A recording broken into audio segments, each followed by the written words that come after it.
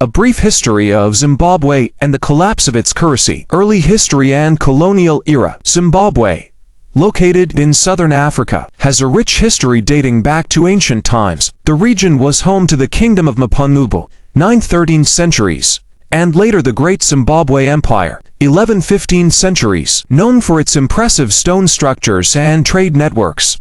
In the late 19th century, the British South Africa Company, led by Cecil Rhodes, colonized the area, naming it Southern Rhodesia. In 1965, the white minority government unilaterally declared independence from Britain, leading to international sanctions and a protracted guerrilla war. Independence and early years. Zimbabwe gained official independence in 1980. After a peace agreement ended the Rhodesian Bush War, Robert Mugabe, leader of the Zimbabwe African National Union ZANU, became the country's first prime minister. Initially, Zimbabwe experienced relative economic stability and growth, supported by a strong agricultural sector and natural resources.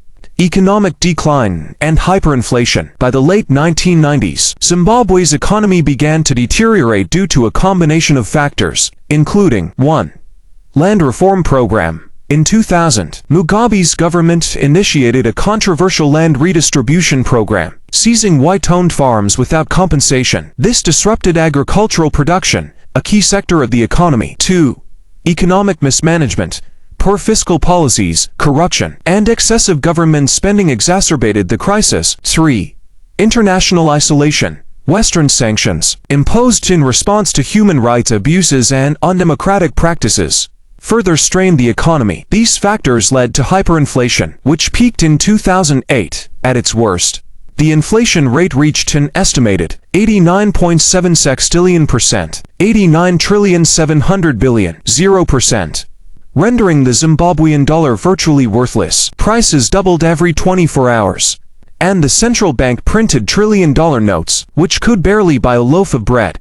Abandonment of the Zimbabwean dollar. In 2009, the government abandoned the Zimbabwean dollar and adopted a multi-currency system, primarily using the US dollar and the South African rand. This move stabilized the economy temporarily, but it also created new challenges, such as a lack of liquidity and reliance on foreign currencies. Reintroduction of the Zimbabwean dollar. In 2019, Zimbabwe reintroduced its own currency. The RTGS dollar, later renamed the Zimbabwean dollar, in an attempt to regain monetary sovereignty. However, the new currency quickly lost value due to persistent economic instability, lack of public confidence, and limited foreign reserves.